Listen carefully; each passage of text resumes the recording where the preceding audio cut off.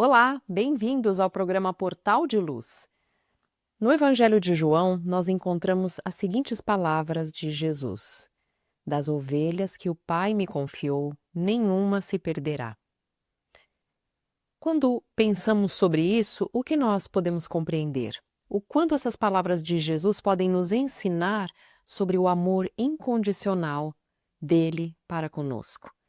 Será que nós podemos refletir para além do entendimento mais imediato de que estamos todos protegidos e amparados pelo seu amor e ir além para podermos compreender e melhorar em nós mesmos, refletindo sobre essas palavras do Mestre?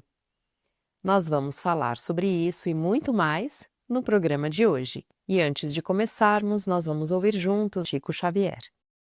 Homem e o tempo. Disse o homem ao tempo: ó gênio triste, onde a tua caverna, horrenda e escura? Porque trazes velhice e desventura a minha carne que te não resiste. Abomino-te a clava estranha e dura, que dilacera tudo quanto existe. Por que razão me segues, lança em riste, estendendo-me as noites de amargura? Por que fazes o riso envolto em pranto e derramas o fel do desencanto no doce vinho da felicidade? Quem és tu, monstro ou Deus, arcanjo ou fera? Onde o ninho de sombra que te espera nos remotos confins da eternidade?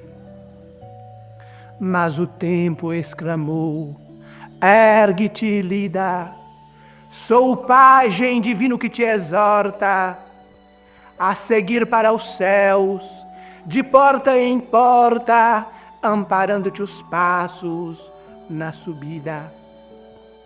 Eras apenas larva indefinida, quando arranquei-te a treva fria e morta. Desde então, só a luz que te transporta de forma em forma para a grande vida. Dou-te alegria e dor, miséria e glória, para que guardes puro na memória o amor de Deus que em tudo anda disperso. Louva o trabalho que te imponho aos dias. Sem meus braços, irmãos, não passarias de um verme preso às purnas do universo. Meus amigos, paz a todos, com as saudações do companheiro Antero do Quental. Na doutrina espírita, as palavras de Jesus: das ovelhas que o Pai me confiou, nenhuma se perderá, que se encontram no Evangelho de João, temos, sem dúvidas, uma compreensão primeira desta mensagem, que é sabermos que nós estamos amparados até o fim dos tempos pelo amor do nosso Pai através da presença de Jesus. Mas nós podemos também compreender, avançando um pouco mais nas nossas reflexões, que nós estamos todos também sujeitos à lei irrevogável do progresso, assim como todos os outros seres viventes do universo inteiro. Isso significa que não importa a nossa situação atual, ou os erros e escolhas equivocadas do passado, não importam as nossas dúvidas ou as nossas incertezas, não importam as dificuldades ou os desequilíbrios que nós ainda estejamos manifestando. Através do entendimento destas palavras de Jesus, nós vemos que todos nós, espíritos eternos, estamos destinados à evolução e à felicidade. E através da reencarnação, onde nós encontramos as oportunidades para o aprendizado constante e que nós vamos então recapitulando os caminhos e aprendendo a assimilar cada vez mais a sabedoria que provém do Pai. E assim todos nós teremos oportunidades de progredir, aprender, reparar equívocos do passado. Até mesmo aqueles que hoje manifestam as mais difíceis faces dos erros, da agressividade, da maldade, até mesmo eles não são exceções da obra divina. Eles também, assim como nós, são filhos de Deus, feitos à sua imagem e semelhança, e que irão pouco a pouco, conforme a própria consciência vai despertando através do livre-arbítrio, ao longo das experiências vividas, vão aprendendo e evoluindo. Mas isso traz mais outra reflexão muito útil para que todos nós possamos aproveitar melhor a nossa atual encarnação. Se nós compreendemos que das ovelhas que o Pai confiou a Jesus, nenhuma se perderá, e se a lei do progresso e da evolução permeiam a vida de todos nós, eis uma boa oportunidade para nós prestarmos atenção em um outro ponto. Não devemos julgar nem criticar quem quer que seja, já que nós, então, compreendemos que cada um de nós tem a sua longa jornada de aprendizado no bem. Até aquela pessoa mais vil, mais convicta no mal, e que muitas vezes nós nos distraímos das lições do Evangelho e gastamos então o nosso tempo criticando, julgando, até essa pessoa é uma ovelha amada pelo Mestre e irá um dia compreender o seu caminho para Deus. Ela não vai se perder, assim como nós. Ninguém se perderá. Portanto, por que criticar o comportamento de quem quer que seja? E mais, nós podemos até mesmo pensar num outro ponto. Será que num passado, quando ainda nós estávamos agindo com menos conhecimento, mais ignorância da verdade, já que agora nós estamos dispostos a aprender e temos muito pela frente, mas lá atrás, quando nós ainda tínhamos as nossas dificuldades mais intensas, será que nós mesmos não teríamos feito algo pior do que essas pessoas que hoje nós estamos criticando? Não temos como saber, e daí a importância de nós nunca julgarmos e de amarmos de maneira incondicional quem quer que seja. Portanto, lembrando das palavras de Jesus, que tanto nos trazem alegria, esperança, conforto, nós podemos resumir os principais pontos dessa lição. Primeiro, a evolução espiritual é inevitável. Nenhum espírito se perderá nesse processo evolutivo, porque se trata de uma lei divina que envolve a todos nós com amor. E o destino final, portanto, de todos nós é a perfeição moral. Segundo, a reencarnação é uma oportunidade de crescimento e de aprendizado constante concedida amorosamente por Deus, que justamente nos dispõe a cada nova encarnação oportunidades para que nós possamos, de forma justa, equilibrada, de acordo com as condições que nós vamos avançando e obtendo, continuemos a sempre crescer. Até mesmo as ovelhas que se afastam, que se perdem no meio do caminho, que seriam, portanto, aqueles que ainda não compreendem a verdade e ainda agem de uma maneira desconectada com o Criador, também serão buscadas pelo bom pastor, que é o Mestre Jesus, através de novas oportunidades que sempre surgem para que a gente possa continuar evoluindo. E terceiro, por fim, devemos então lembrar que não devemos julgar a quem quer que seja, até mesmo porque a nossa bondade, o nosso discernimento, a nossa compreensão da verdade ainda são muito limitados, ainda temos muito a aprender. E por vezes nós podemos estar criticando um irmão que tem se esforçado talvez até mais do que nós mesmos, e aos olhos de Deus tem se dedicado com muito fervor, ainda que aos olhos do mundo determinada pessoa cometa falhas condenáveis, talvez aquela pessoa esteja avançando com muito esforço do ponto onde ela estava antes de encarnar e para onde ela está indo. Portanto, o caminho é sempre o autoaperfeiçoamento. Sempre olharmos para nós mesmos o que temos que nos melhorar. E através do amor incondicional aos nossos semelhantes, aquele amor que sempre acolhe, compreende sem julgar a quem quer que seja, nós vamos avançando. Jesus garantiu com essas palavras que nenhum espírito ficará esquecido nem perdido no caminho. Assegurou que todos nós somos ovelhas, todos somos amados por Ele. Vamos trazer um pouco do entendimento dessa lição para o nosso dia a dia, tentando lembrar que todos nós estamos seguros, por mais que os problemas que nos rodeiam possam estar nos assustando, e que cada um de nós nesse amado planeta está submetido às mesmas leis amorosas e imutáveis de Deus, que tudo regem com perfeição.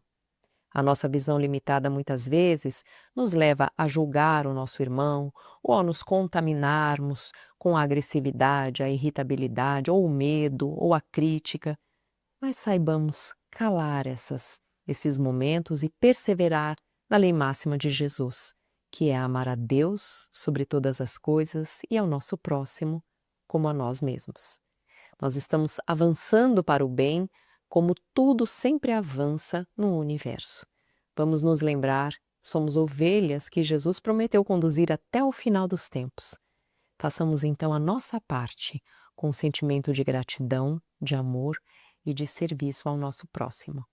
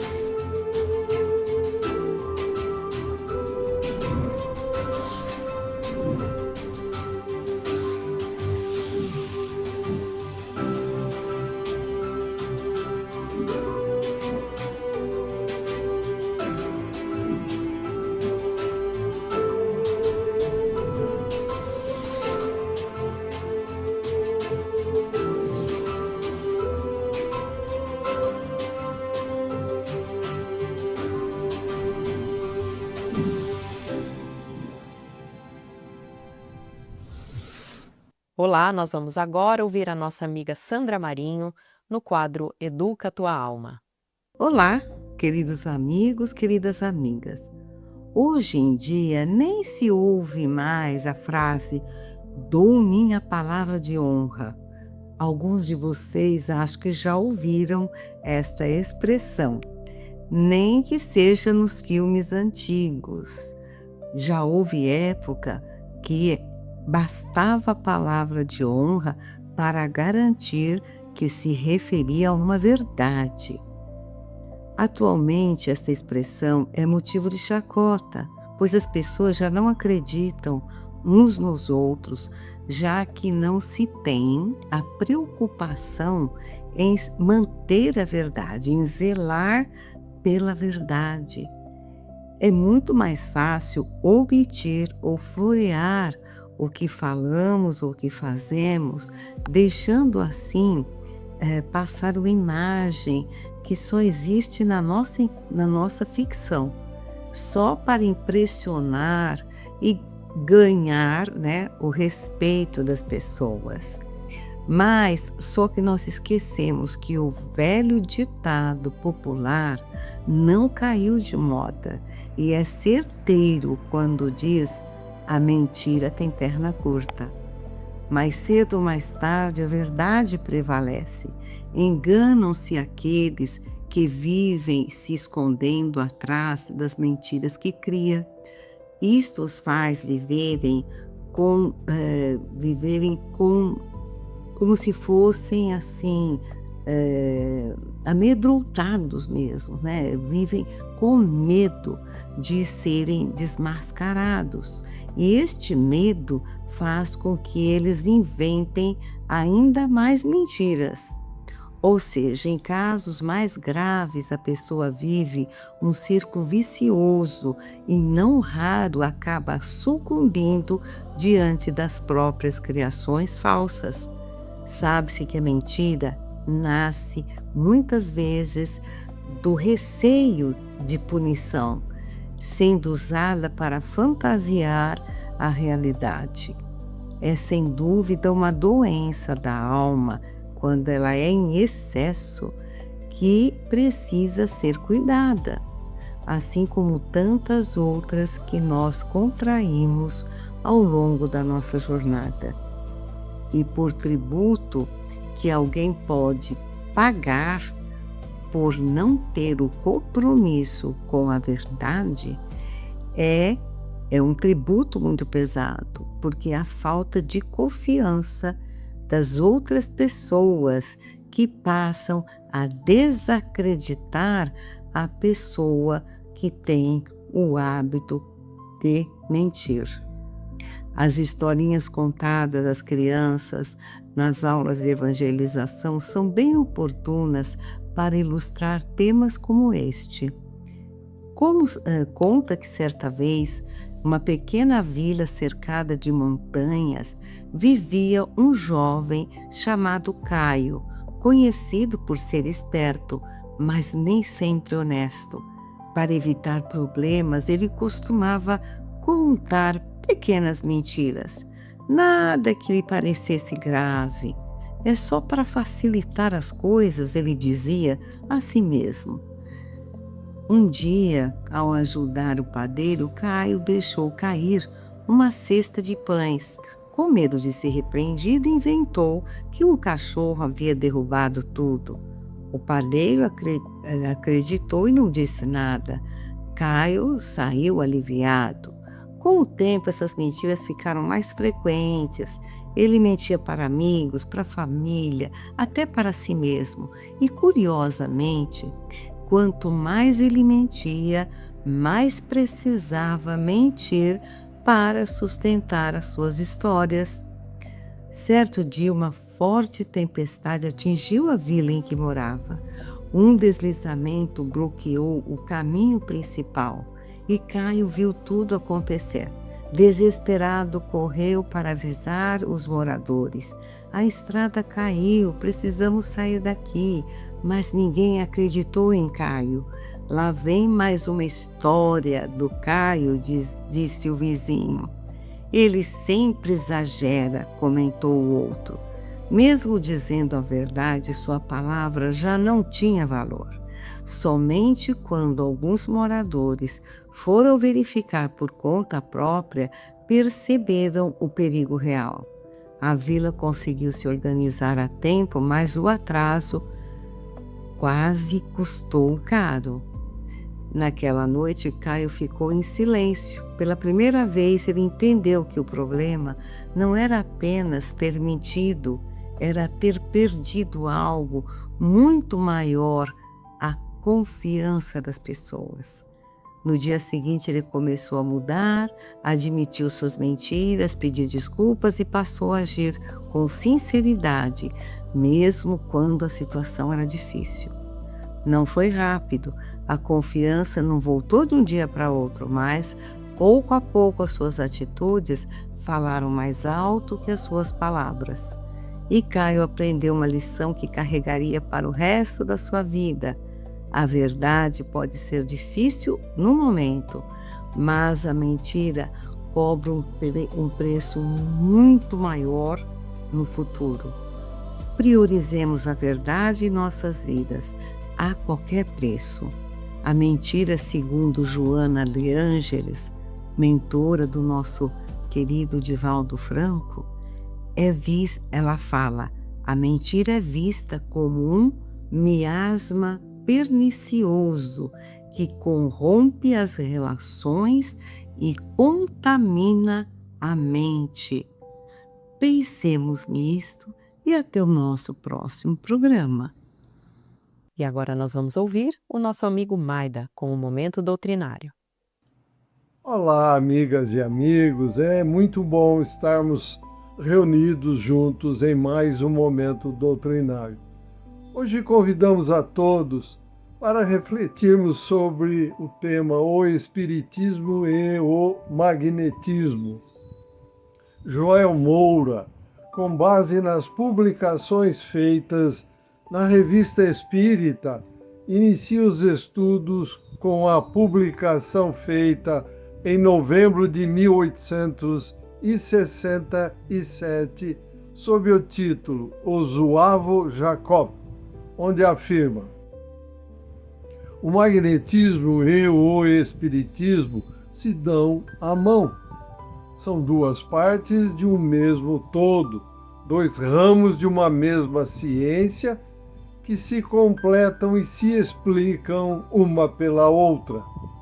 Dar crédito ao magnetismo é abrir caminho para o espiritismo e reciprocamente. Allan Kardec continua afirmando na Revista Espírita de 1858, mês de março, na publicação O Magnetismo e o Espiritismo, que o magnetismo preparou as vias do espiritismo e os rápidos progressos desta última doutrina são incontestavelmente devidos à vulgarização das ideias sobre o magnetismo, dos fenômenos magnéticos, do sonambulismo e do êxtase às manifestações espíritas, há apenas um passo. Sua conexão é tal que, por assim dizer, é impossível falar de um sem falar do outro. Se tivéssemos que ficar fora da ciência magnética, nosso quadro ficaria incompleto e poderíamos ser comparados a um professor de física que se abstivesse de falar da luz. Todavia, como o magnetismo já possui entre nós órgãos especiais justamente acreditados, seria supérfluo encarregar-nos de um assunto tratado com a superioridade do talento e da experiência. Dele não falaremos, pois senão acessoriamente, mas de maneira suficiente para mostrar as relações íntimas das duas ciências que em realidade não são senão uma.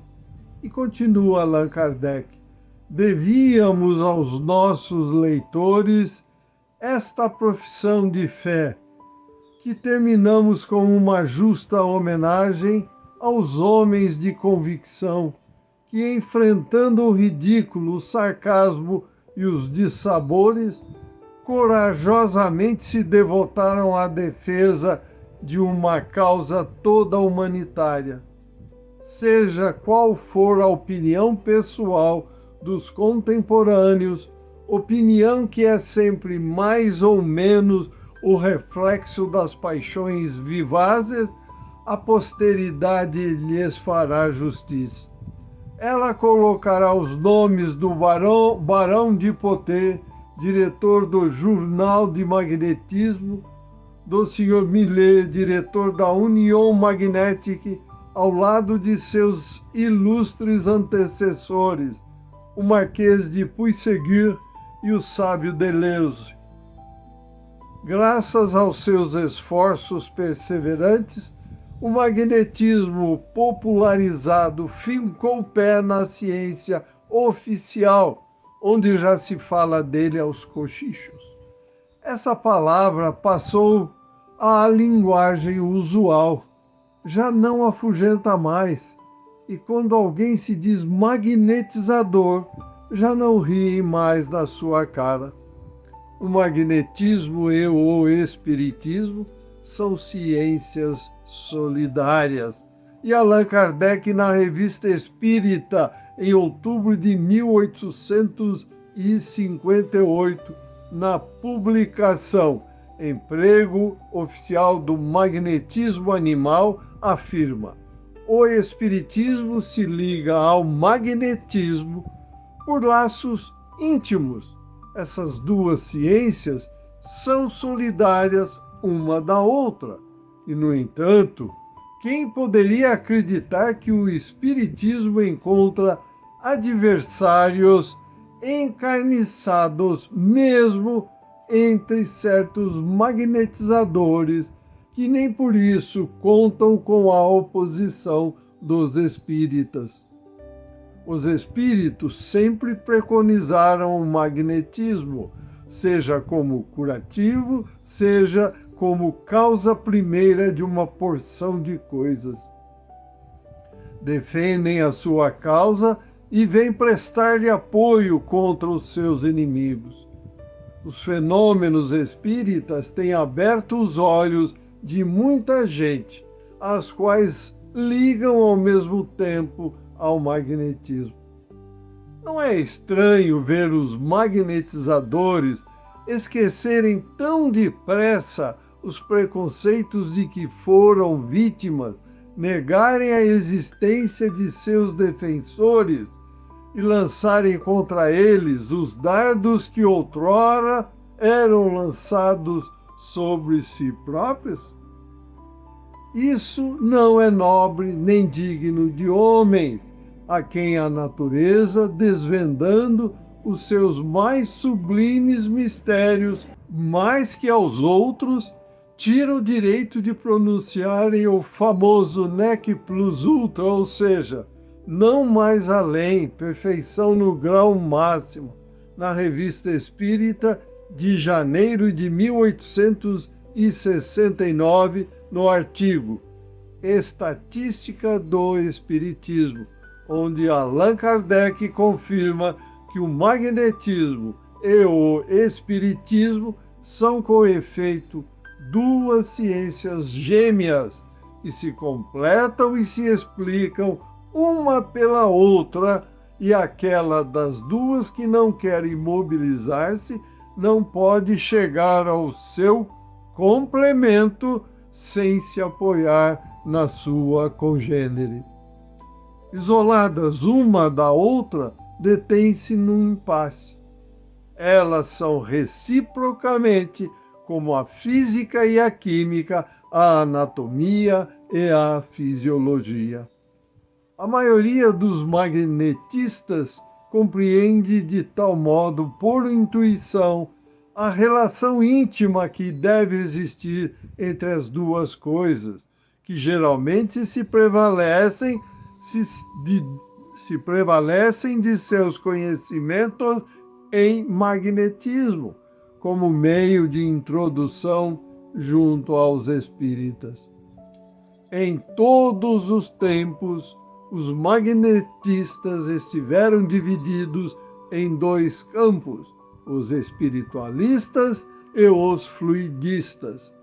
Estes últimos, muito menos numerosos, fazendo mais ou menos abstração do princípio espiritual, quando não o negam absolutamente, atribuem tudo à ação do fluido material. Eles estão, por conseguinte, em oposição de princípios com os espíritas. Ora, é de notar que, se nem todos os magnetistas são espíritas, todos os espíritas, sem exceção, admitem o magnetismo. Em todas as circunstâncias, eles se fizeram seus defensores e baluartes. E Allan Kardec, na introdução da Revista Espírita de 1858, diz taxativamente: o magnetismo é uma potência natural, e ante as forças naturais, o homem é um pigmeu, semelhante a esses cachorrinhos que latem inutilmente contra aquilo que lhes apavora. E na Revista Espírita de janeiro de 1860, na publicação O Magnetismo diante da Academia, Allan Kardec reafirma que há uma estreita ligação entre a ciência do magnetismo e o espiritismo, como a que há entre a física e a química e a anatomia e a fisiologia, conforme já foi mencionado.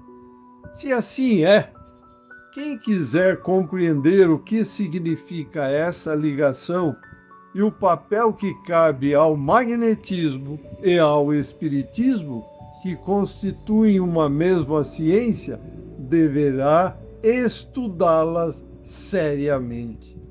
Um ponto importante a observar é que pode haver magnetistas materialistas, ou seja, que negam a existência e a ação dos espíritos, como é o caso de certos fluidistas, como já citado acima. No entanto, o espírita jamais poderia deixar de ser espiritualista sem deixar de ser espírita. Outro ponto importante a se notar é que, ao referir-se ao magnetismo como ciência, Allan Kardec não fala somente do magnetismo animal ou humano, que é apenas um de seus aspectos, mas da ciência magnética como um todo. Essa ciência abrange um campo bem mais vasto, contemplando as simpatias e antipatias terrenas, a mediunidade, as relações dos homens entre si, a relação dos espíritos entre eles mesmos e entre eles e os homens, que também são espíritos. O magnetismo tem a ver com certas doenças e com certas curas, com a prece, com o sonambulismo, com a possessão, etc, etc.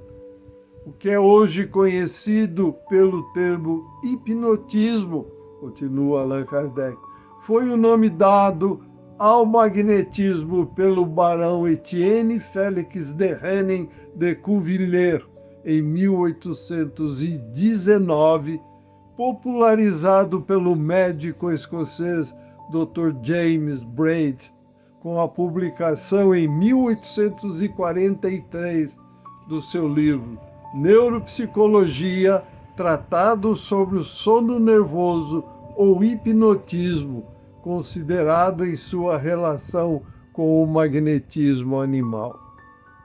Amigas e amigos, já temos bastante informações para nossas reflexões e no próximo programa do Momento Doutrinário daremos continuidade a esses esclarecimentos sobre o magnetismo e o espiritismo quando citaremos alguns textos que deixam claro aquilo que Allan Kardec disse quando afirmou que o magnetismo e o espiritismo são dois ramos de uma mesma ciência que se completam e se explicam uma pela outra.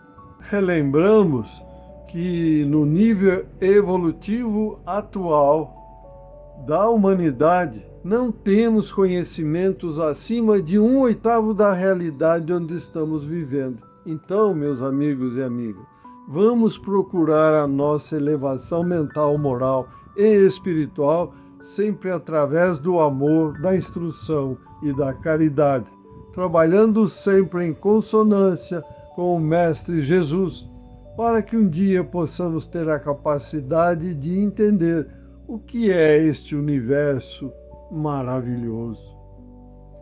Agradecemos a todos pela companhia e os convidamos para que continuem a acompanhar o Portal de Luz e que compartilhem esses nossos estudos nas redes sociais.